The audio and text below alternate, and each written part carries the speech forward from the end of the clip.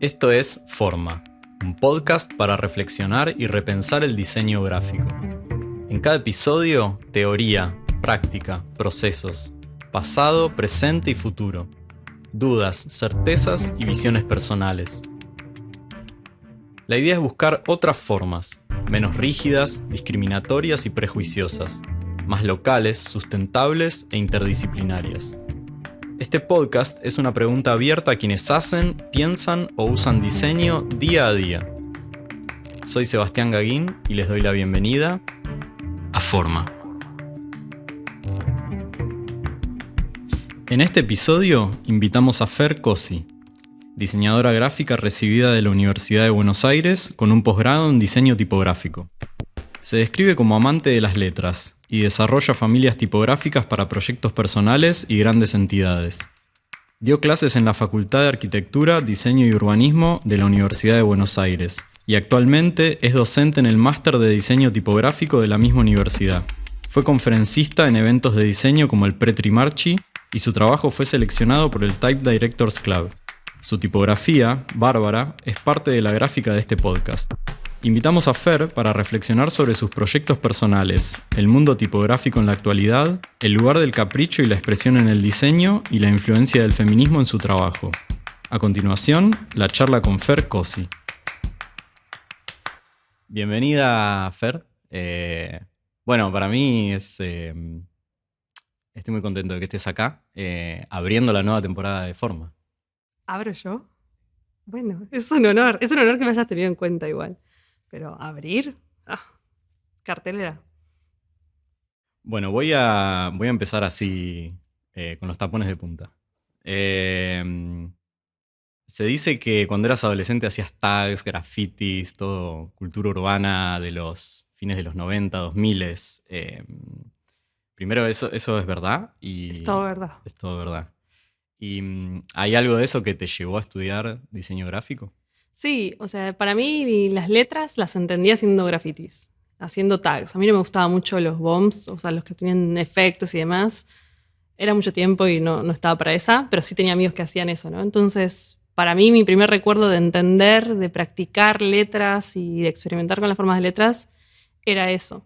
Y cuando hice el secundario, tenía una materia que se llamaba diseño. Por suerte, la profesora era docente en la FADU, en la UBA, en tipografía, y entonces enfocaba todo como para ese lado. Y me prestó un libro que era Pensamiento Tipográfico, el de Rubén Fontana. Se lo pedí llevármelo el fin de semana. Y cuando volví al martes, ponele, se lo devuelvo y le digo, bueno, ¿dónde estudio tipografía? Y me dijo, bueno, tenés que estudiar diseño gráfico. Y no me convenció para nada. Y le dije, bueno, no quiero hacer eso. Así que me anoté en diseño industrial. Y antes de arrancar el CBC había unas charlas en la universidad como de orientación con alumnos que estaban cursando la carrera y fuimos con dos amigos que también se habían anotado en industrial y nos estaban hablando de que estaban haciendo licuadoras y no sé qué. Y yo dije, no quiero hacer esto tampoco. Y entonces me fui a diseño gráfico. Y así empecé. Para mí siempre, o sea, soy diseñadora gráfica porque me gustan las letras. No sé si me imaginaba haciendo otra cosa. Era una excusa. Era una excusa, sí, tal cual. Y cuando cursás la carrera tenés tipografía 1, tipografía 2, empecé con los cursos de caligrafía. Es como que todo se volcaba en a ver a dónde más puedo aprender a hacer letras. ¿Cómo fue entonces toda esa etapa de estudiar en la UBA? Yo la amo, la FADU.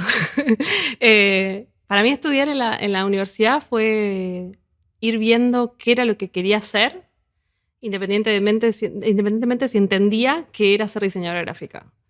Era como todo el tiempo ver, ¿y de acá qué puedo sacar? Porque, no sé, en morfología, por ejemplo, hacía un trabajo que tenía que ver con letras rotas. No podía usar letras, así que no eran letras y no se podía leer, pero estaban ahí. Y eso me acercó a muchas personas que me iban diciendo, bueno, si te interesa esto, hace esto. Si te interesa aquello, hace aquello. Y, no sé, empecé caligrafía experimental y soy pésima con caligrafía, en todos los tipos de caligrafía, pero hice, no sé, 15 cursos. Después hice caligrafía formal, otros 20 cursos. Y nunca entendí si me interesaba realmente aprender caligrafía, porque nunca intenté después seguir haciendo eso. Era más aprender a ver cómo se piensan las letras, cómo las puedo hacer, cómo se pueden dibujar, qué piensa otra persona que dibuja letras. Y cuando tuve que elegir qué quería hacer, me enfoqué en el diseño editorial, porque, bueno, hay letras. Y ahí es como que todo se iba cerrando cada vez más. Y cuando termino haciendo la especialización, fue como, hice todo esto para llegar acá. No hay tinta, lettering me sale pésimo.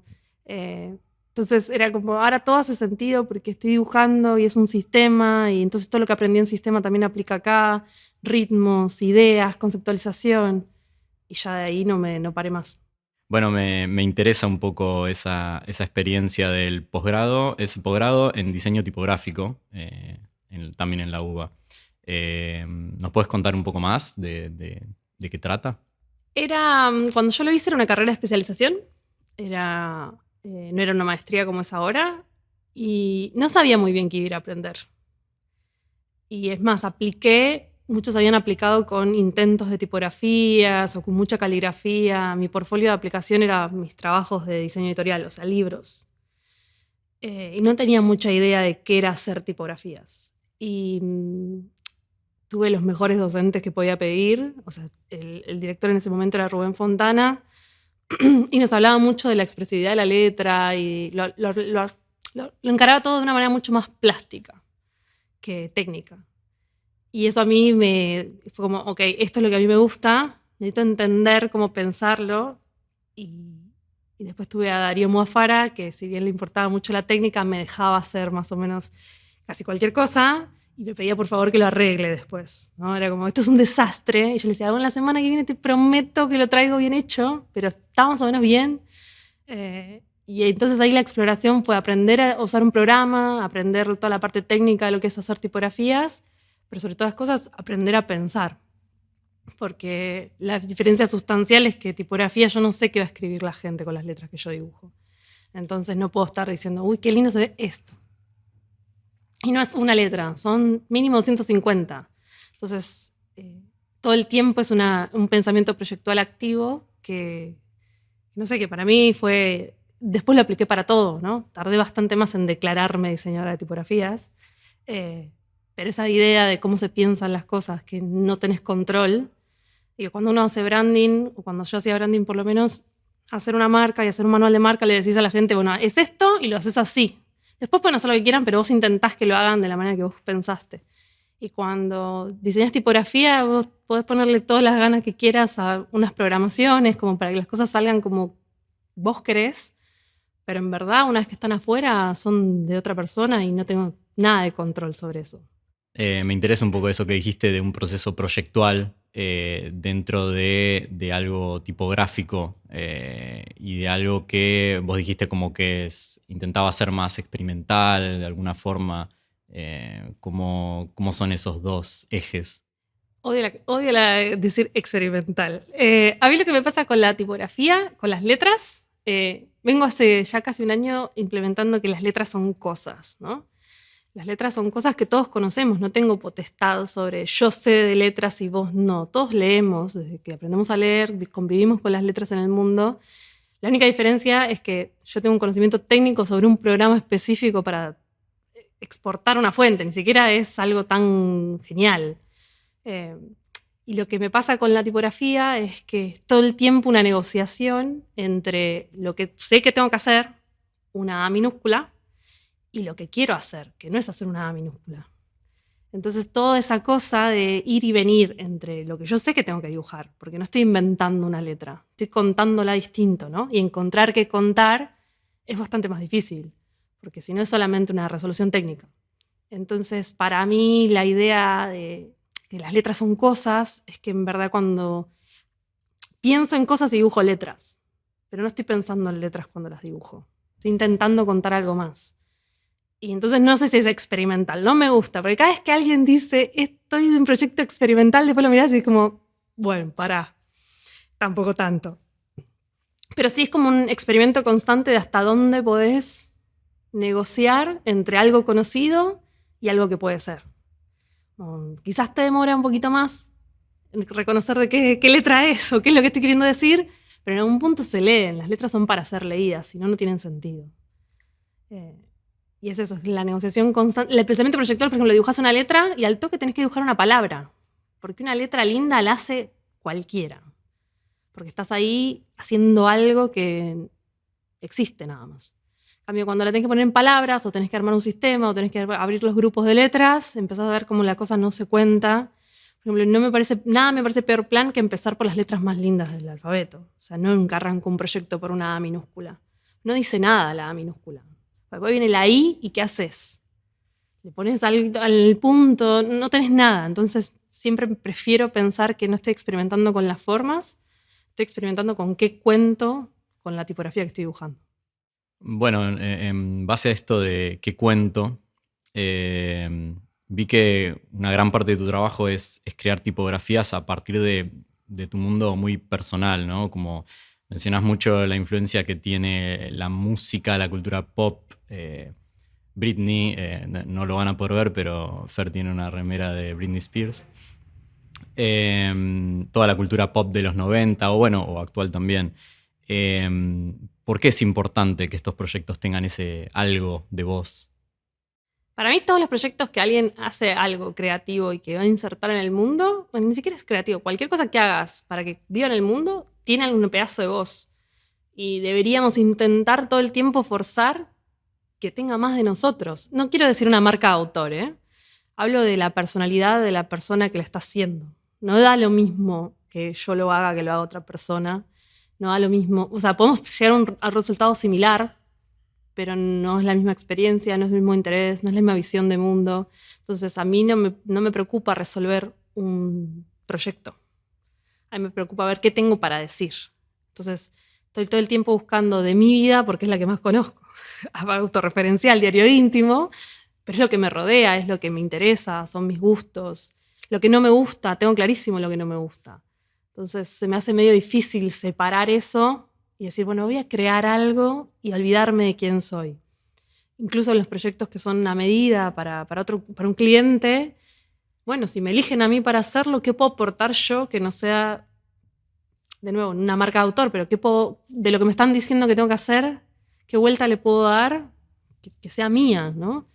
Me parece que es importante empezar a dejar la idea de que hay que ser neutrales y que el mensaje y la copa de cristal de Beatriz Ward, como no, está todo bien con la copa de cristal y está todo bien con la neutralidad y el diseño suizo, pero también eso es una postura, ¿no? Elegir hacer eso habla de la persona que lo hizo también. Para mí es importante que esa idea de que no hay, digamos, de que hay una manera de desprenderte de lo que haces, yo no la veo posible, sobre todo cuando el trabajo tiene que ver con la creatividad, ¿no? Porque incluso en un grupo de 50 personas, si soy parte de un proyecto que somos muchos, cada uno va a aportar su parte y el producto final va a ser esa sumatoria de cosas.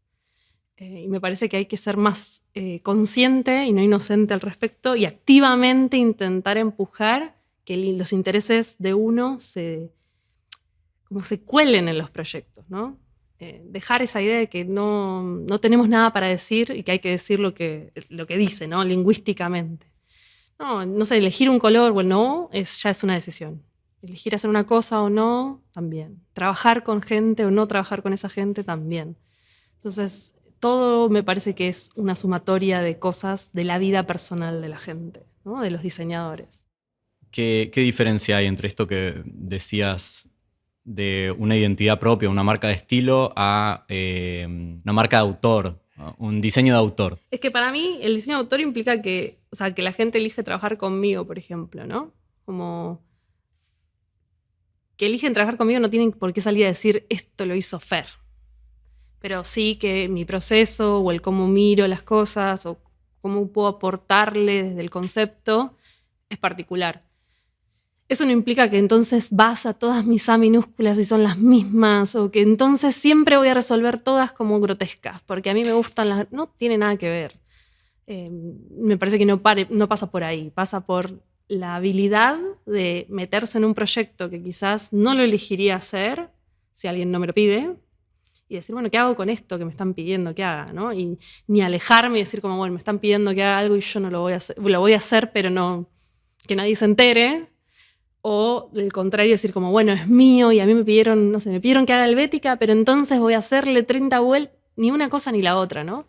Es como, ¿qué podés aportar sin que seas vos el mensaje?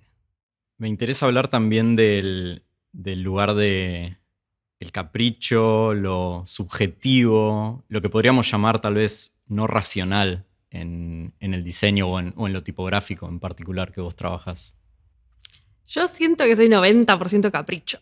El tema para mí con la idea del capricho es que parece que si tengo un capricho, lo hago, está ahí y te tengo que convencer como lo hice.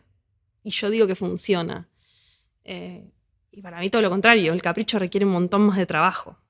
Porque el capricho tiene que parecer como una solución obvia. O sea, es mi capricho, pero tiene que parecer como, ok, esto tenía que ser así.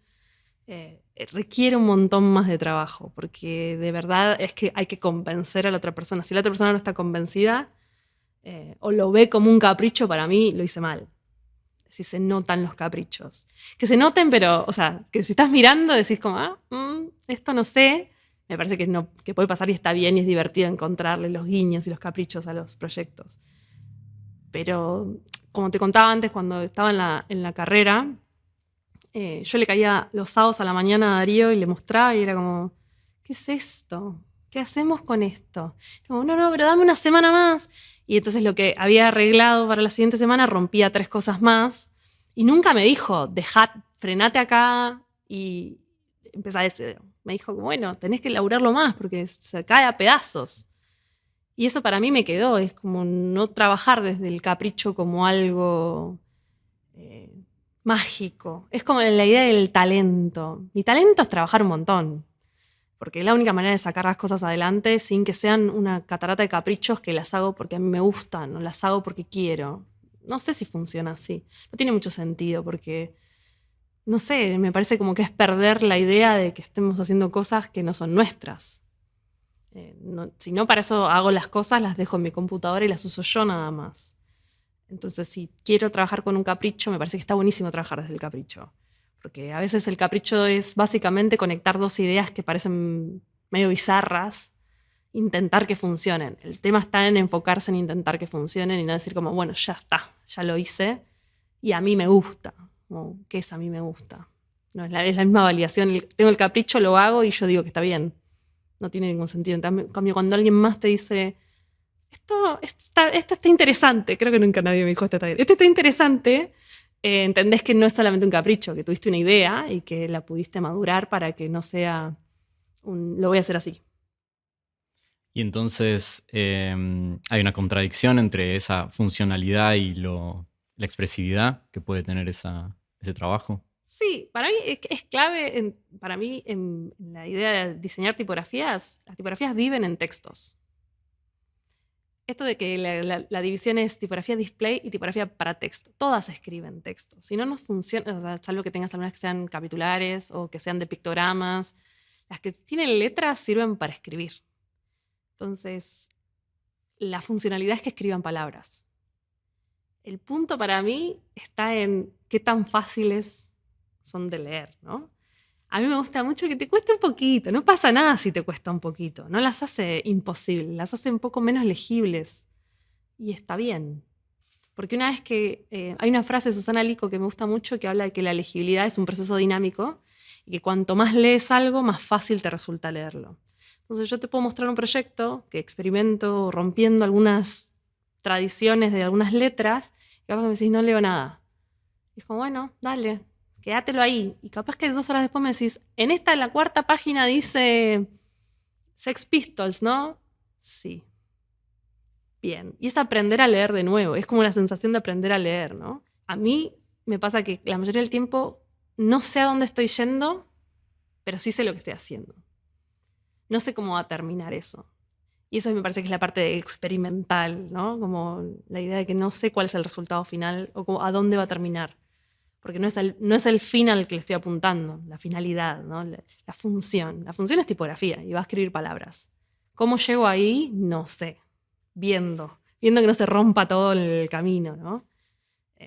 Y me parece que hay algo del pensamiento que me da tranquilidad, es que yo sé cómo es una N minúscula. Todos sabemos cómo es una N minúscula. Entonces, mientras que mantenga la N-idad firme, puedo hacer lo que quiera alrededor de eso. Y eso para mí es la parte divertida, porque es jugar con qué tanto te va a costar reconocer una forma, pero no estoy inventando la forma. Diseñaste también tipografías personalizadas para proyectos comerciales grandes como Telecom de Argentina o el Teatro Colón de Buenos Aires. ¿Cómo se juega ahí? Porque ahí hay una expectativa y no...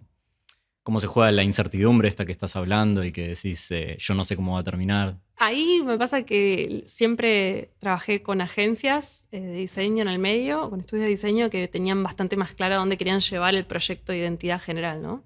Entonces el brief viene un poco más armado, desde que no tengo que pensar yo el concepto. El tema es qué de todo ese brief que me están diciendo es de lo que yo creo que se va a hacer cargo la tipografía, ¿no? Digamos, la tipografía no va a contar lo mismo que el logo, no va a contar lo mismo que la gama de colores, no va a contar. ¿Qué de todo lo que me estás contando que quieres hacer, la tipografía se puede hacer cargo? Y obviamente el margen de experimentación es mucho más chico, porque sé a dónde hay que llegar, porque me lo dicen, porque me lo obligan. Pero lo que está bueno ahí es ver qué tantas cosas pueden hacer llegar a ese lugar sin decir lo dejo y resuelvo y nada más, ¿no?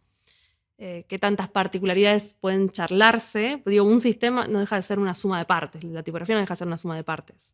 Entonces quizás no puedo jugar tanto, no sé, la de Telecom, quizás no podía jugar tanto con las letras, porque no, o con los números, porque eran muy importantes, pero agarré y cambié los signos de puntuación y los signos editoriales. Y a nadie le pareció raro, y buenísimo, qué divertido este ampersand, y podemos ponerlo así, podemos ponerlo así. Y entonces es jugar con eso. Entonces al final yo creo que lo que le da la identidad a esa tipografía distinta de otras en la misma caja de clasificatoria es que le puse esas cosas. Y solamente cambié el peso de los puntos. Digo, tampoco es que digo, uff, qué talentosa, qué diseño, qué identidad que tiene el proyecto. Pero es difícil, agarrás la A minúscula y yo creo que yo sola reconozco la A minúscula de una de mis tipografías, ¿no? Con la de Teatro Colón pasó que era un sistema más amplio y se habló todo el tiempo con los chicos de Tender, cómo era, bueno, ¿qué le va a dar la identidad a esto, no? Necesitamos les importaban mucho más las itálicas, a diferencia de cualquier otro proyecto, las itálicas eran más importantes, entonces, ¿cuál es la textura de esas itálicas? Eran bastante más inclinadas, más filosas que las redondas. Y al final no deja de ser que todo eso hace que tenga una identidad propia, ¿no? No es una letra, no es una palabra, no, eso se lo dejo al logo, ¿no? Y es divertido ver hasta dónde puedo tirar de la cuerda hasta que alguien me dice, bueno, genial esto, pero no se entiende. Y ahí lo suelto, ¿no? Digamos, no me parece necesario. Algunas batallas no me parecen necesarias. Y sobre todo creo que en los proyectos que son a medida es la parte de a medida es lo importante, ¿no? Y es estar escuchando al otro que, de nuevo, por más que me llaman a mí, quieren algo que es de ellos, no mío. Hablas mucho sobre errores, accidentes, mucho drama, sufrimiento, lágrimas. La pregunta es, ¿cómo hacer diseño sin pasarla mal en el intento? Mira, no lo sé. Para mí el tema es que tenemos que desmitificar. Yo hablo mucho de que lloro mucho y lloro un montón y tengo muchísimas crisis. El tema es que eso no es algo malo.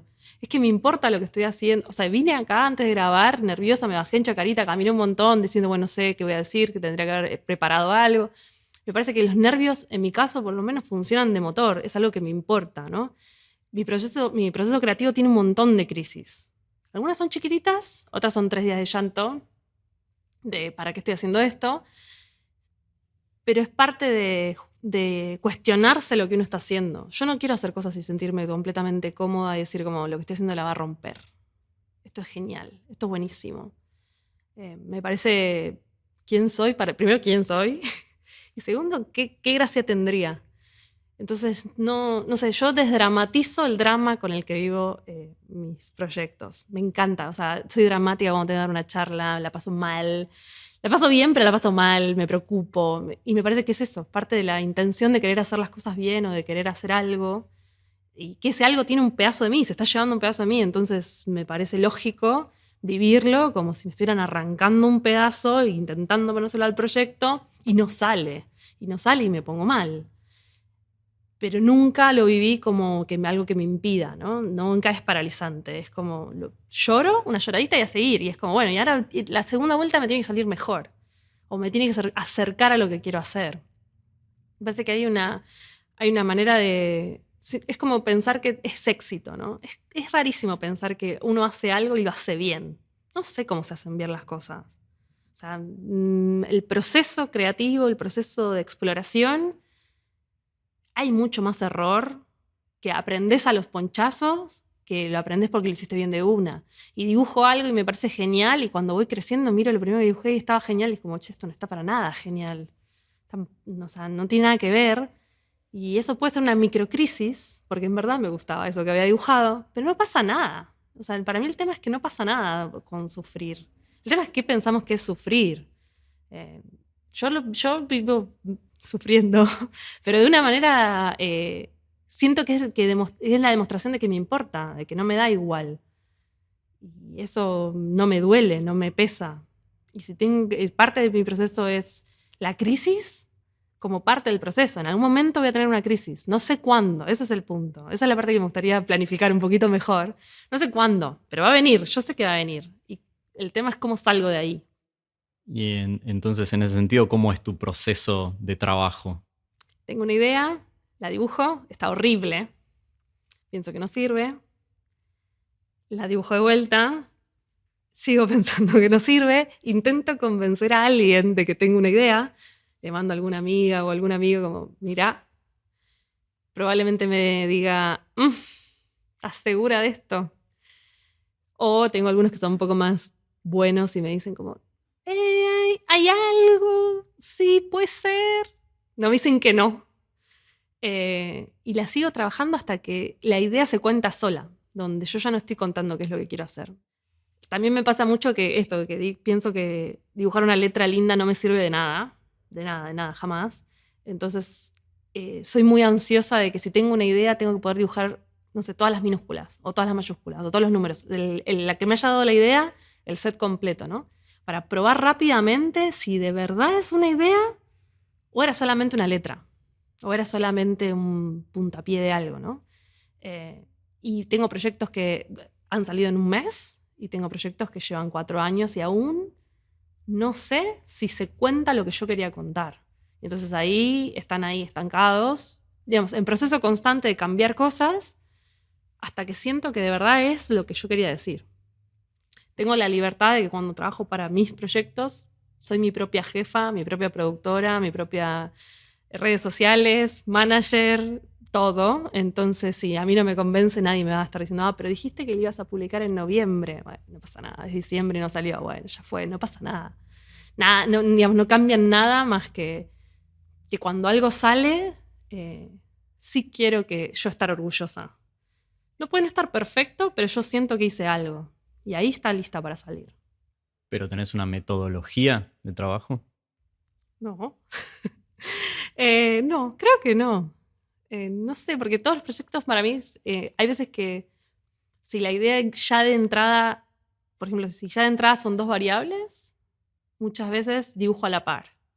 Hay veces que es una y después se me ocurre que lo mejor era complementarla con otra y surge la otra.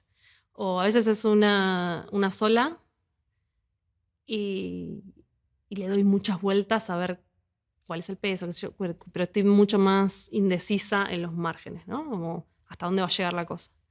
Creo que siempre mi proceso tiene que ver con qué cosas no quiero del proyecto, qué no le voy a pedir al proyecto, o qué cosas quisiera evitar en cuestiones de estilo o en cuestiones de técnicas. Pero después cada proyecto surgió como una cosa distinta, entonces ni siquiera es que todos tuvieron, no sé, no todos tuvieron bocetos a lápiz, pero algunos sí. En muchos imprimo en grande y retoco, en otros no. Es como que no sé bien, siento que cada proyecto es distinto y, y me dejo llevar por lo que estoy haciendo en ese momento.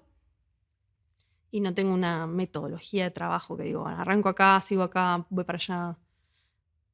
No. pero no lo digo como que eso es la manera. Pienso que no me funciona porque no todos los proyectos son iguales. ¿Y trabajas siempre sola? La mayoría de las veces no me gusta trabajar con gente que no soy yo. No, mentira. Sí, trabajo sola porque así se dio. No sé, toda mi vida trabajé sola. Mi vida fui freelancer, entonces no sé mucho de trabajar en equipos. Creo que trabajé menos de un año en un estudio que los amo y era su única empleada, entonces también era yo sola. Me cuesta mucho trabajar con otra gente porque me genera mucha ansiedad. Si dijimos que íbamos a hacer algo y no está hecho, lo termino haciendo yo. Por las dudas. Y si la otra persona lo hizo, listo, me guardo lo que hice, pero por las dudas yo ya lo hice también. Y he trabajado 2 veces colaborando para proyectos personales. En proyectos a medida sí he trabajado más en equipo y en grupos más grandes de diseñadores de tipografías y no es problema, nos dividimos el trabajo.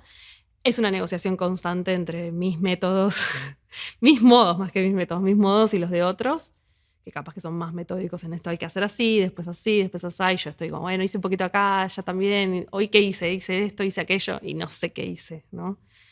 Y trabajar solo te deforma un montón. Porque para mí todos mis métodos están bien, todos mis modos están bien y los hago así. Y encontrarte con otra persona que quizás no lo hace de la misma manera, he aprendido un montón y he cedido también un montón. Y me resulta muy interesante los proyectos, en los proyectos, sobre todo los proyectos a medida, compartirlos con alguien, porque son los que muchas veces hay más restricciones, ¿no? En los proyectos personales, la verdad, no sé si volvería a colaborar con alguien en el corto plazo. Me gusta mucho para ser parte de los proyectos, pero después siempre siento que la negociación es más grande que de lo que yo estaba esperando. O me siento una insoportable que intento convencer a la gente de que se suba a lo que yo quiero hacer y no me gusta porque sueno caprichosa, entonces tampoco quiero ser caprichosa, entonces prefiero encapricharme yo sola, ¿no? Encapricharme y desencapricharme yo solita. Pero sí me gusta mucho ser parte de los procesos de mis amigos o de otros diseñadores, donde me van mostrando qué hacen, opino, me opinan. Me gusta mucho más hacer a la gente partícipe y criticar mi trabajo que decirle, bueno, ahora a vos te toca hacer esto. No sería buena jefa. Lo resuelvo yo. Prefiero no molestar y lo hago yo. Pero sí me gusta mucho que la gente opine, ¿no? Como soy muy de compartir lo que estoy haciendo o, no sé, usarle y después me decís. Eso me parece que es parte de una idea de trabajar en equipo, pero no en la parte de hacer la cosa. Hablaste de ser tu propia jefa y me interesa esa parte de la forma independiente, sobre todo de la venta y distribución de tipografías. ¿Por qué elegís trabajar de esa forma? Mira, voy a serte honesta, no elegí. Yo no me puse a pensar, voy a ser mi propia jefa. Voy a ponerme mi propia fundición. Se fueron dando las cosas porque primero no sabía qué quería hacer y solamente me monté un sitio donde podías pedirme las fuentes. Y cuando intenté investigar sobre qué podía hacer para distribuir, la verdad es que la industria general no me cerraba. Existe ahora somos muchos los diseñadores y diseñadoras independientes que nos manejamos por nuestra cuenta, porque hay que entender que hay una parte que sigue siendo muy turbia de la industria, ¿no? No todo es tan fácil como poner algo en un lugar y recibir plata, ¿no? Hay corporaciones, las regalías son muy chiquitas, hay competencia bastante desleal con los descuentos, hay gente que roba el trabajo a otra gente y también lo vende. Esa fue la primera cosa que a mí no me cerraba, ¿no? Como tener control, a mí me gusta tener control sobre las cosas. Tener control sobre mis tipografías implicaba también tener control sobre dónde se venden, a qué precio, con qué licencia. Y eso es importantísimo para mí, ¿no?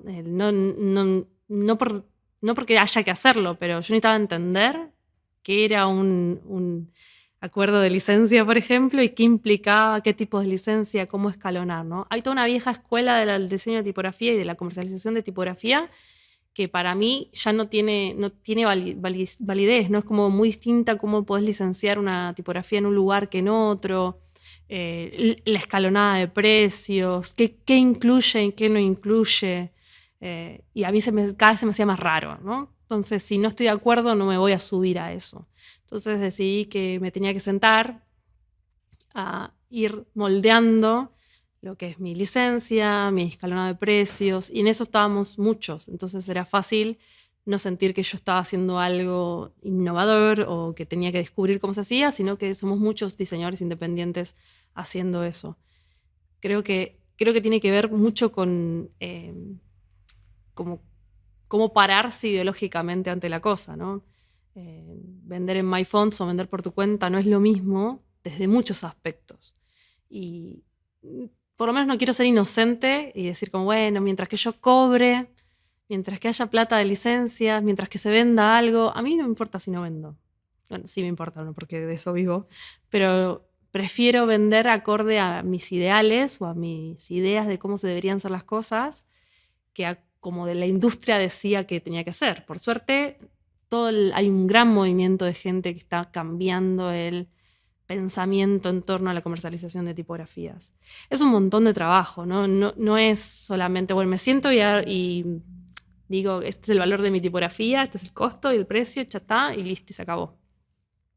Es pensar, no sé, si me escriben y me cuentan el proyecto, estar ahí para responderles, entender cuál sería el uso posible o quiénes serían los consumidores de mis tipografías, porque tampoco soy tan conocida o mi catálogo es tan grande, entonces el que llega a mi catálogo es porque dio 1000 vueltas en internet y me encontró. Entonces ser permeable a eso, ser accesible a eso, porque al fin de cuentas a mí me importa más que mis tipografías estén dando vueltas que hacerme millonaria. O sea, quiero ser millonaria, pero ¿a costa de qué? No me sirve. Me parece que hay algo de insertarse en la industria de la tipografía, de la comercialización de tipografías, que uno tiene que saber dónde se está parando y cómo se va a parar, ¿no? Y tomar la decisión que haya que tomar. Si querés abrirte tu propia tienda en una revendedora popular, todo bien, pero también podés hacer otras cosas. Pero sí, eso se fue dando orgánicamente, ¿no? Me parece que hay algo de volverse tu propio jefe que nadie te dice, que es que tenés que ir haciéndolo de a pasitos para que te haga sentido lo que está pasando, ¿no? El crecimiento, las tareas asociadas. No le diría a nadie, mira, vení, yo te enseño cómo lo hice yo y hacelo vos también. No intentaría tampoco replicar el modelo de negocios o el modelo de ser jefe de otra persona, porque no tengo idea ni cómo es su vida, ni cómo se maneja sus tiempos, ni cuál es su expectativa de ganancia, ni sus ideales. Me parece que uno debería crecer orgánicamente, ¿no? Como yo no sé en qué momento me volví Fercosi Fundición, pero ahí voy, ya está, ya estoy acá, listo, ya está hecho. Se fue dando a medida que fui necesitando crecer, ¿no? No me imagino teniendo empleados ni nada por el estilo, no digo crecer en ese sentido, pero digo madurar en esto, que pasó a ser un hobby a un trabajo y con el que pago mi vida, ¿no? Con el que necesito que haga plata porque si no, no como.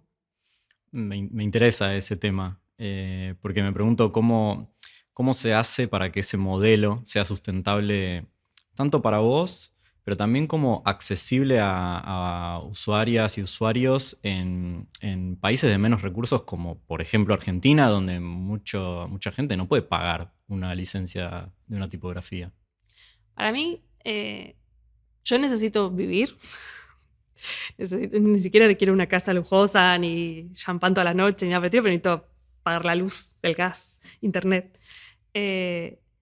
Y yo sé yo sé cuáles son mis gastos diarios, ¿no? Y también es pedirle a la tipografía que me mantenga y me dé un buen estilo de vida, es un montón. Y no siempre lo hago, porque aparte no hago las tipografías más populares del planeta, pero sí entender que mi contexto tanto me define a mí como define a mis potenciales clientes.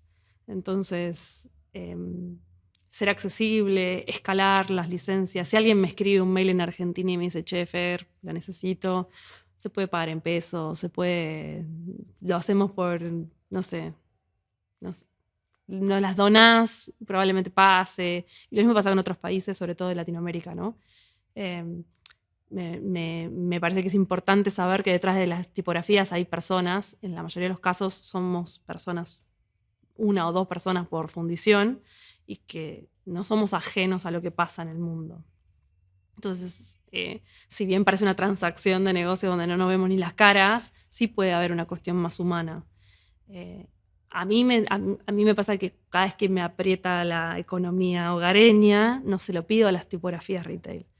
No salgo con un 80% de descuento para que me caigan 3 licencias y con eso llegar a fin de mes. No digo que no lo vaya a hacer, pero por ahora prefiero encontrar que puedo trabajar de otra cosa. O sea, trabajar de otra cosa no es tan lejos, ¿no? Pero que hago logos y cuando aparece una tipografía a medida prefiero cobrarla bien porque sé que después eso sí que es un pago de una vez y nunca más. Como que hay otros aspectos de ser diseñadora de tipografías que me pueden ayudar económicamente mientras yo puedo mantener mi catálogo con precios competitivos, pero con salvedades, que si no vendo no pasa nada, muchas comillas.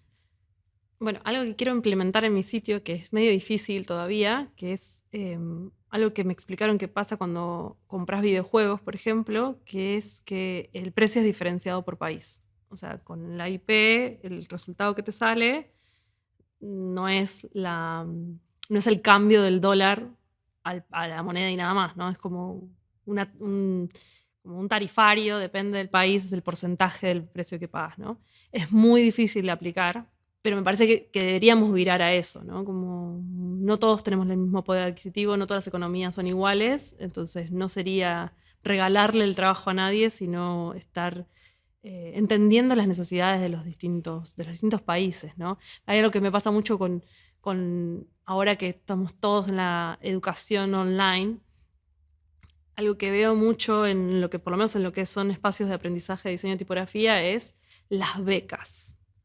Un taller de 30 personas y dan una beca a alguien de la comunidad BIPOC, ¿no? Blancos, indígenas o latinoamericanos. Negros, indígenas o latinoamericanos. Y el sistema becas me parece muy cruel, porque básicamente sigue siendo que la educación se accede con plata y los otros tienen que competir por un lugar, ¿no? Actualmente desde Latinoamérica no estamos cubriendo esos espacios de educación a distancia, por ejemplo, ¿no? Que es algo que me preocupa también, aunque no es la educación que me gusta, ¿no? A mí me gusta estar en el aula, pero entiendo que la pandemia nos dejó como más posibilidades de entender que podemos estudiar no estando en el mismo espacio físico. A mí, por ejemplo, la idea de las becas me parece lo mismo que hacer descuentos, ¿no? Es la misma idea, ¿no? No es, es un lugar prestado. Te dan una beca, entonces te prestaron el lugar los que sí podían pagar, no es tuyo. En cambio, si un curso, por ejemplo, se divide con fracciones de precios acordes al lugar donde vivís, me parecería como eso. Puede acceder más gente sin tener que poner a pelear a los 10 que pueden acceder al contenido por un lugar, mientras que los otros 15 pueden pagar y ya no tienen que hacer más nada que pagar, ¿no? En los últimos años estuviste dando muchas charlas, estuviste en congresos, dando vueltas por el mundo y Latinoamérica, como por ejemplo el Pretrimarchi hace poco, ante mucha gente, mucha repercusión. ¿Qué sentís que aporta ese lugar de exposición pública? A mí me gusta dar charlas muchísimo, tanto como dar clases. No porque me gusta el sonido de mi voz, ni que crea que siempre tengo algo para decir, pero sí me parece que si hablo, probablemente a alguien le resuene con lo que estoy diciendo y primero entienda varias cosas. Por ejemplo, que se puede vivir de hacer tipografías, que es algo que se puede hacer. En otros casos pueden resonar más con el nivel de llanto que manejo. Lo que siempre se me hizo muy raro de los eventos y de las charlas es que son todos casos de éxito, ¿no? Alguien se sube, te muestra el portfolio, un trabajo perfecto y no tuvo ni una crisis, ni nada. Todo le salió perfecto. Y cualquier cosa que te muestran y el cliente me rechazó eso, también está buenísimo. Y es como para que le digas, uy, qué cagada que te hayan rechazado eso, porque también está buenísimo. A mí me encanta hablar del otro lado, ¿no? De la cosa más de pensar las cosas, de hacerlas por hacerlas, de no intentar monetizar cada cosa que hago. Y me parece que es importante ocupar los espacios, porque si no lo ocupo yo, alguien más lo va a ocupar. Y creo que hay algo de la representatividad que sí tiene que estar. No solamente por ser mujer, en otros lugares es porque soy mujer y porque soy latina, porque soy mujer, porque soy latina, porque soy queer, porque hago de manera independiente. Cualquier excusa que me lleve a participar, para mí está bien, ¿no? Porque no estoy pensando tanto en la magnitud del evento, el caché si existiera, sino, bueno, ok, si me van a invitar a Pretty Marchi, no es lo mismo que, no sé, la semana que viene tengo que ir a la Universidad de La Plata. No es el mismo público, no voy a dar la misma charla, no voy a decir lo mismo, porque tengo otra cosa para decirle a estudiantes que no sé quiénes eran el público del Pretty Marchi. Me gusta porque siento que rara vez me pasó que yo termine de dar una charla y me dijeran, me encanta tu trabajo. O sea, me pasa, porque si no parece que no, pero me pasa mucho más que, no sé, cuando la gente comparte imágenes de la charla o me escriben después, es porque alguna frase o alguna idea les queda. Y me parece que eso es lo importante de dar charlas. No estoy intentando adoctrinar a nadie, estoy intentando que alguien diga, a mí me pasa lo mismo. O pienso igual en tal cosa. O a mí también me gusta Britney, ya con eso ya soy feliz, ¿no? No tan chiquitito como eso. O no sé, tengo una charla entera sobre papas y que alguien me diga, ¿sabes que la papa es mi alimento favorito? Y digo, claro que sí. Es un fan club. Entonces me parece que dar charlas no es por mí. No, son muy diario íntimo porque me parece que es la manera de hacerlas más cercanas a la gente. Cuento mucho de mi proceso. Pero de nuevo, no lo estoy haciendo para que alguien diga, uy, qué genial esto que haces, o qué bien tu charla. Me parece mucho más importante que alguien entienda que tuve algo para decir, ¿no? Que a veces es muy chiquitito, a veces es pararme delante de toda la comunidad de diseño de tipografía y decirles que son sexistas, o cosas que pueden pasar, ¿no? Pero no, el mensaje no soy yo. Eso me parece que es importante y por eso me gusta mucho dar charlas. Entonces, más allá de ocupar esos espacios, en términos de lucha feminista, ¿qué aporte sentís que puede dar o cómo se es feminista diseñando tipografía? Bien. Existiendo. Es una disciplina históricamente de hombres. Eh, es una disciplina que hay que ganarse el lugar. Las mujeres nos tenemos que ganar el lugar.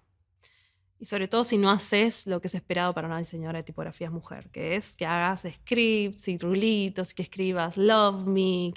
Entonces, si no haces eso, te tenés que ganar el lugar.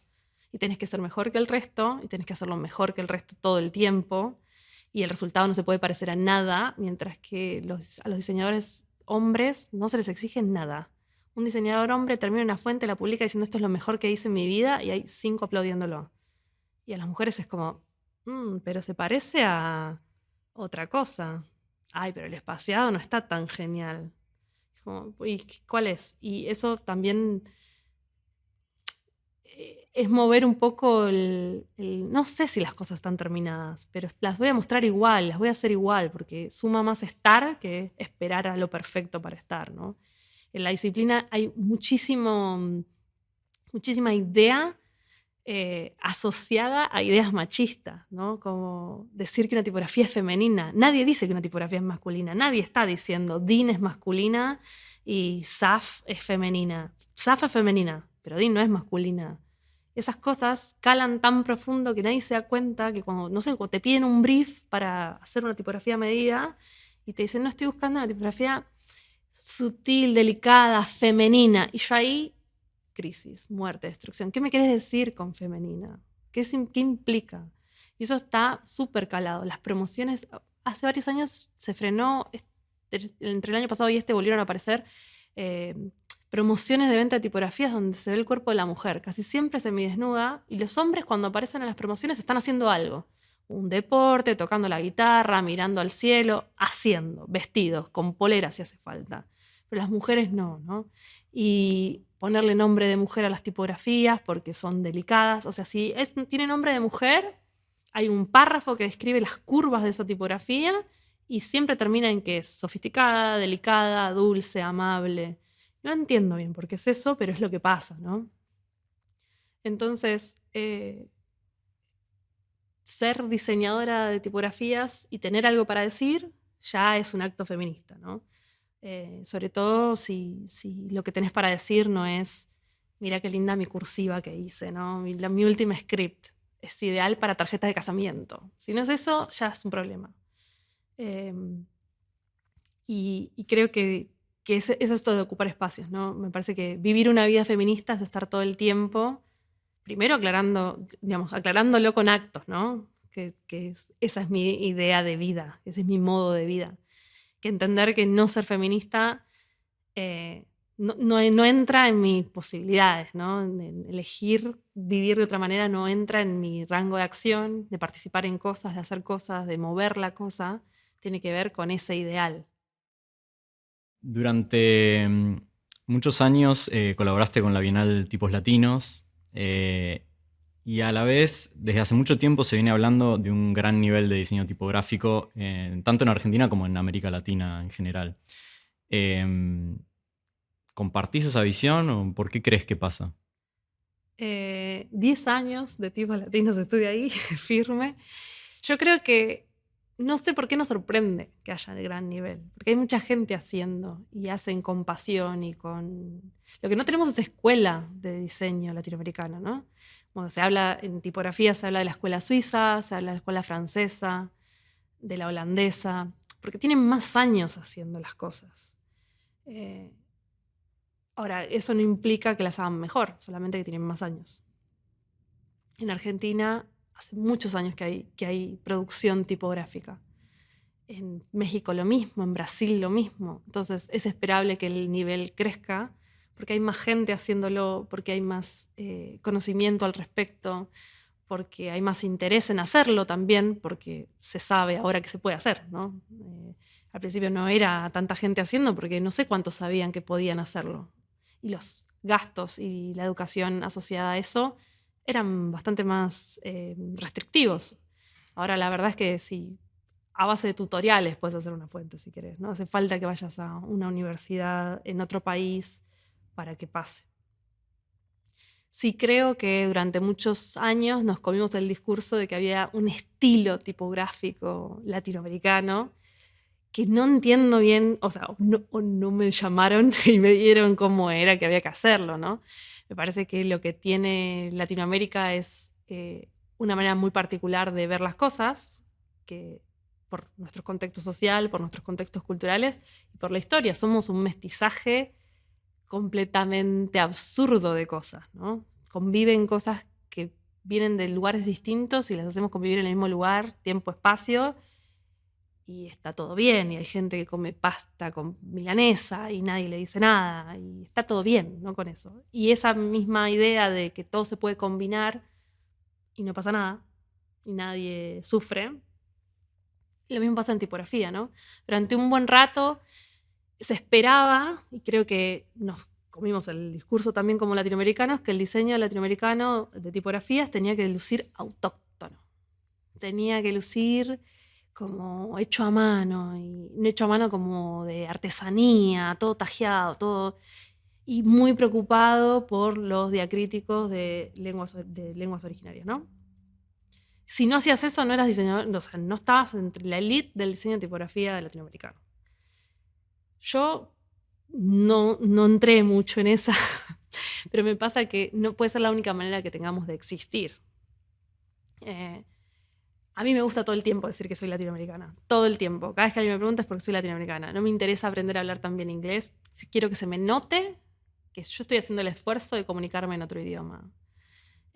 Y mi trabajo no sé si dice Latinoamérica cuando ves una tipografía de las que hice. Pero no deja de ser latinoamericana porque yo soy latinoamericana. Y no deja de tener mi visión del mundo en cada decisión que tomo. Yo creo que en los últimos años nos hemos desprendido un poco de la idea de que teníamos que ser de una manera para existir, ¿no? Como diseñadores de tipografías, que es o autóctono o que no se note que somos de Latinoamérica. Y estaba mucho el discurso de en Latinoamérica se produce el mismo nivel que en Europa y podemos hacer lo mismo, e incluso mejor. Y es como, no sé si quiero hacer lo mismo tampoco. Quiero hacer lo que quiero hacer y que la gente sepa que soy latinoamericana, todo bien, pero no porque no es una clasificación tipográfica. Y no tenemos escuela porque no tenemos tanto hacia atrás. Creo que los últimos años nos hemos ido desprendiendo de esos prejuicios que creo que son un poco autoimpuestos también. Y entonces la producción creció un montón, porque hay más gente interesada en hacer cosas, porque hay más gente queriendo aprenderlas a hacer, porque hay más acceso a la información de cómo se hace, hay más acceso a la educación. Los programas siguen siendo carísimos para nosotros, pero tampoco tan caros y hay facilidades para conseguirlos, como toda esa idea de que lo puede hacer cualquiera, que a mí me encanta porque es así, todos podemos hacer tipografía si quisiéramos. En Latinoamérica caló mucho más, porque somos mucho más de esa cosa de aprenderlo, de aprenderlo a la mala, de hacerlo hasta que nos salga, porque no todos, o sea, yo estudié en la Universidad de Buenos Aires porque era pública y gratuita, y cuando hice la carrera de especialización me becó la facultad, pues llevaba 10 años dando clase de ad honorem. Si no, no sé si la podía hacer. Y no porque sea carísima, sino que era cara para mí. Ni estaba en mis planes intentar ir a hacer un curso a otro lado, a otro país, a aprender. Ni hablar de la barrera idiomática que eso puede tener. De acceder al conocimiento en tu propio idioma es vital para entenderlo mejor. He hecho después, ahora más de grande, cursos de capacitación sobre algún tema en inglés y siento que me pierdo la mitad. Entiendo lo que me están diciendo, lo puedo hacer, pero en el medio perdí un montón de cosas. Y creo que todo ese movimiento en los últimos años ha hecho que hay más gente interesada, más gente proponiendo hacer cosas.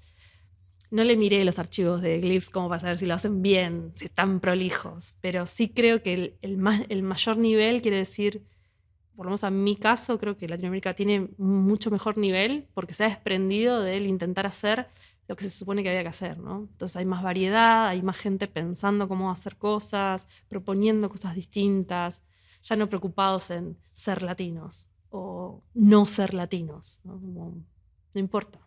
No es algo relevante, ¿no? Fuiste, como venías diciendo, que fuiste docente en la cátedra Cosgaya de tipografía en la Universidad de Buenos Aires, y también das talleres, críticas también de tipografía, y también das clases ahora sí es el máster en diseño tipográfico, también en la UBA. ¿Qué aprendés y qué das en esas experiencias? A mí me encanta dar clase. Primero porque me encanta, pero sobre todas las cosas porque los alumnos te enseñan muchísimo más. O sea, yo les puedo enseñar cómo hacer la letra, pero estoy todo el tiempo, básicamente me paso 10 horas a la semana en la cabeza de otra persona, de varias otras personas, como mínimo 20. Y eso me parece divertidísimo, porque cambia el rol, ¿no? No estoy intentando yo convencer a nadie. A mí me tienen que convencer y yo me tengo que subir a esa narrativa que ellos quieren armar. Me subo al bote y es como, dale, se va a hacer, ¿no? Y intento, no sé si eso tendrían que preguntarle a mis alumnos, si la logro o no, yo intento no resolver los trabajos de los alumnos. No les digo, yo haría otra cosa. Este es tu proyecto, yo soy tu acompañante y vamos a hacer que llegue, pero vamos a hacer lo que vos quieras. Y en ese proceso, por ejemplo, yo salgo de dar una clase o un taller y no suelto. Y estoy 3 horas después todavía pensando en lo que me dijo tal, en lo que vi de aquel, si le podría haber dicho otra cosa. Y eso es imposible que no me genere propias inquietudes de cosas que me preguntan y capaz que no sé, o que no coincidir con un alumno me genera inquietud de decir como, bueno, pero ¿por qué me parece que lo que me dijo no? Y no hablo de si sabe dibujar o no, como hay que dibujar, no la parte técnica, todo lo demás. Me parece que es una etapa de constante aprendizaje porque no sé con qué me van a salir los alumnos. Realmente no sé cómo van a ser sus proyectos, no sé cuáles son sus intereses. Y me fuerzan todo el tiempo a salirme de mí y de lo que yo creo que hay que hacer y de lo que a mí se me ocurre, no sé, cuando estaba dando clases en grado leí varios libros de pedagogía y me acuerdo de uno que hablaba de dar clases con la boca cerrada, ¿no? Como intentar que ante las consultas de los alumnos frenar un poquito la respuesta y esperar que las propias preguntas vayan moldeando una respuesta. Que eso hace que el alumno entienda por su cuenta y no repita como un lorito lo que yo ya dije, ¿no? Y mi traducción eso a los talleres, digamos al taller de tipo 1, de diseño 1, diseño 3, de los talleres que doy o la maestría, es dar clases sin un lápiz en la mano. Yo intento no tener nunca nada para dibujar. Hablemos sobre las formas, hablemos sobre las letras, hablemos sobre lo que querés decir. Yo no te voy a decir como, bueno, ahora dibujalo así. Me parece terrible el dibujarlo así. O el dame la computadora, yo te lo dibujo. ¿Pero por qué me parece terrible? Porque que se me haya ocurrido una solución no implica que sea la solución. Yo puedo, no sé, 10 minutos después se me puede haber ocurrido otra, pero ya está, ya se la dibujé. Entonces no voy a volver a decirle, no, ¿sabes qué? Dame, porque es así mi proceso. Dibujo algo, sigo, retrocedo, lo vuelvo a dibujar, se me ocurre otra cosa. Entonces intento que eso no recaiga tampoco en el alumno. Y dar clase para mí tiene esa cosa constante donde yo veo el proyecto, veo lo que me está mostrando, veo lo que puede ser, veo lo que yo haría, cómo lo haría, qué haría después. Y en la otra clase el proyecto se fue para otro lado. Y yo estoy, ok, ¿y ahora qué vamos a hacer con esto? Y me vuelvo a subir el carro que me están planteando y vemos a dónde vamos a llegar después, ¿no? Y ese ejercicio es como constantemente estás aprendiendo cosas nuevas. Y no, de nuevo, no tiene que ver con cuestiones técnicas de tipografía o de teoría de la tipografía o de historia de la tipografía. Estás aprendiendo a pensar. Es como un ejercicio constante de salir de tu cabeza y entrar en la otra persona. Y salir de esa y tenés otras 15 a las cuales tenés que entrar. Y eso me parece súper nutritivo. Voy a hacer la pregunta obvia y tonta Ay, a ver. que tenía que estar. ¿Por qué seguir diseñando tipografías? ¿O para qué? ¿O para quién? Porque se puede. Primero porque se puede. Y después pensaría como, las tipografías son cosas, como te decía, las letras son cosas, ¿no? Y, a ver, una manera linda de decirlo. Por ejemplo, pensemos en los colores. Existen los colores, ¿no? Existe el rojo, existe el verde. No existen en verdad, ¿no? Las limitaciones son lingüísticas. Y cuando yo te digo rojo, vos estás pensando en uno, yo estoy pensando en otro, cada uno piensa en uno, y después tenés rojo pastel, y todos los rojos son distintos, ¿no? Lo mismo pasa con las tipografías. Las letras las conocemos, las clasificaciones tipográficas las conocemos. El tema es que siempre puede haber, o sea, siempre hay algo nuevo para decir, si el que lo está diseñando quiere, ¿no? Me parece que lo interesante es concentrarse en las particularidades que tiene cada tipografía.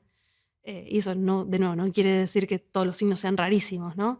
La particularidad de esta tipografía es que, no sé, tiene tantas variables, o no sé, la A es un poco más angosta, o la N es un poco más redonda. Cualquier cosa que la haga particular ya justifica su existencia en el mundo, porque ya eso no es lo que estaba antes. No me importa cuántas, siempre pongo el mismo ejemplo, ¿no? Pero si agarras todas las Garamond que fueron digitalizadas, ninguna es Garamond, y todas son. Y son muy distintas. No sé, a vos te llega un archivo y te piden Garamond Premiere. Y vos dices, no tengo Garamond Premiere, pero ¿sabes qué? Voy a agarrar Adobe Garamond. Te cambia todo. Te cambia el color, te cambia la textura, te cambia la disposición de texto, porque no son lo mismo. Porque está llena de las particularidades de la persona que la dibujó, que estaba dibujando las particularidades de otra persona, ¿no? Entonces, ¿por qué hacer tipografías? Y porque se puede y porque también hay cosas nuevas para decir. ¿Y hacia dónde crees que va ese mundo de diseñar tipografías? No sé hacia dónde va, sé a dónde me gustaría que fuera. Que creo que un poco es porque está pasando, pero a mí me gustaría que las tipografías se vuelvan más expresivas. No hablo experimentales, locas, con cositas, ¿no? Como que realmente nos tomemos el trabajo de intentar hacer algo, ¿no? Cuando hacemos una tipografía. Y de nuevo, puedo estar intentando mi versión de Helvética, pero es mi versión de Helvética. Entonces, ¿qué tengo para aportarle a una grotesca o a una humanista o a una veneciana? Agarrar y decir, voy a hacer mi veneciana. Bueno, listo. ¿Y entonces qué? Porque es como querer hacer una tortilla de papas y en el medio, no sé, le pifiaste la cantidad de huevos, se te pasó, y la tortilla existe, y es una tortilla, pero capaz que no era la la del recetario, y eso me parece que está bien, y no descartarlo hasta que me quede igual a la del recetario, ¿no? Como ver qué tantas maneras puedo hacer de contar la misma cosa, que son las formas de las letras, pero distinto. Me parece que el futuro de la tipografía está en que sean más expresivas, que no dé lo mismo si elegís una o la otra, ¿no? Hay un montón de particularidades de las cuales se puede nutrir una tipografía, ¿no? Y me parecería lo lógico es que intentemos perder, que creo que es un poco lo que está pasando culturalmente, ¿no? El tener una personalidad y hacerla saber. Y de nuevo no tiene que ser fluo, gritón, todo el tiempo, todo. Pero dejar la idea de que las tipografías son copas de cristales, me parece que o por lo menos es a donde yo quisiera que la cosa vire, ¿no?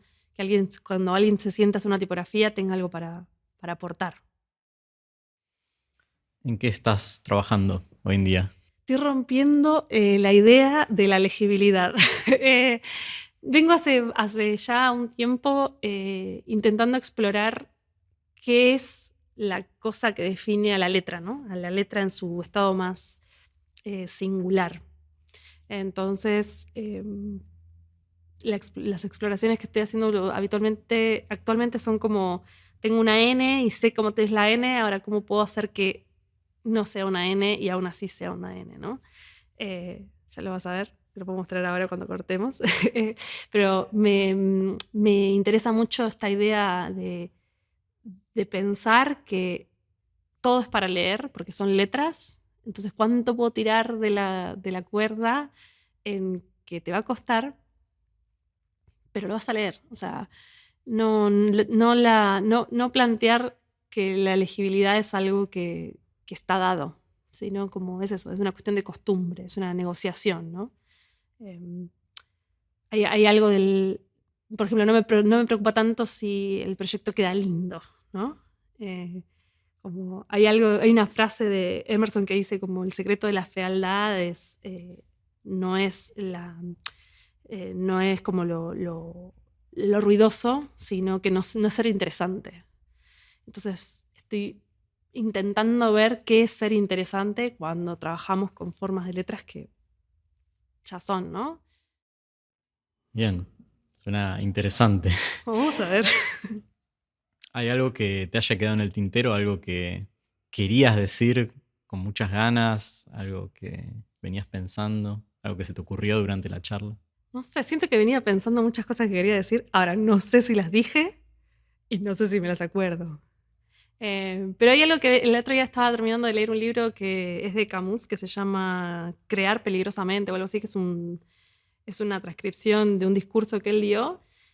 Y él habla mucho del artista, ¿no? Porque no está enfocado ni en escritores, ni en pintores, nada. Es como el artista como cosa. Y habla de que hay como dos visiones, ¿no? El artista que se aísla de la sociedad y crea su arte y es mejor si nadie lo entiende. Y el artista que está demasiado en la sociedad, que puede ser como más masivo y se olvida de que tiene que decir su parte, ¿no? Entonces él habla de que crear peligrosamente es que no sabes qué va a pasar, ¿no? Es tomar una postura y soltarla y esperar. Y en una sociedad donde cualquier postura puede traer críticas, ¿no? Decir algo, no proclamarte por algo es un problema, proclamarte por algo es un problema. Y lo importante no lo digo como que me creo artista, ni en pedo, pero me parece que cualquier trabajo que se inserta en la sociedad, cualquier proceso creativo, diseño gráfico, diseño editorial, industrial, tipografía, cualquier cosa que es para que conviva en la sociedad, tiene que ser una muestra de ideales, ¿no? Y eso me parece que sí está bueno pensarlo así. Lo mismo que era antes, ¿no? No ser neutrales y ver que somos personas únicas, con ideas únicas, con pensamientos, con maneras de vivir, con intereses, con gustos y cosas que no nos gustan. Como decías, Kiro, somos un cóctel de cosas. Y me parece que lo importante es no ser inocentes, sino intentar perder eso para accionar o hacer algo, ¿no? Como estar constantemente empujando más de nosotros para dar más. Wow, bueno. Ahí soy, lujazo. me siento Ya está. autoayuda. Yo me voy con un montón, así que gracias, un lujazo. Muchas Gracias gracias. Esto fue Forma, un podcast para reflexionar y repensar el diseño gráfico. Podés escucharnos y suscribirte en Spotify y todas las plataformas digitales. Encontranos en formapodcast.com.ar para ver más información, transcripciones de los episodios y suscribirte a la Gacetilla. También estamos en Instagram como @formapodcast. Este episodio fue realizado por Darío Margulis en producción y realización sonora, Paula Rodríguez en investigación y contenidos y Sebastián Gaguín en contenidos, conducción y dirección. La música es de Rocío Gal. Podés encontrarla en Instagram como @gal.rocio. Forma cuenta con el apoyo del Fondo Nacional de las Artes de Argentina y el Fondo Metropolitano de las Artes de Buenos Aires. Esta entrevista fue grabada en Fundación IDA, Investigación en Diseño Argentino. Conocé su trabajo en fundacionida.org. Gracias por escuchar y hasta la próxima.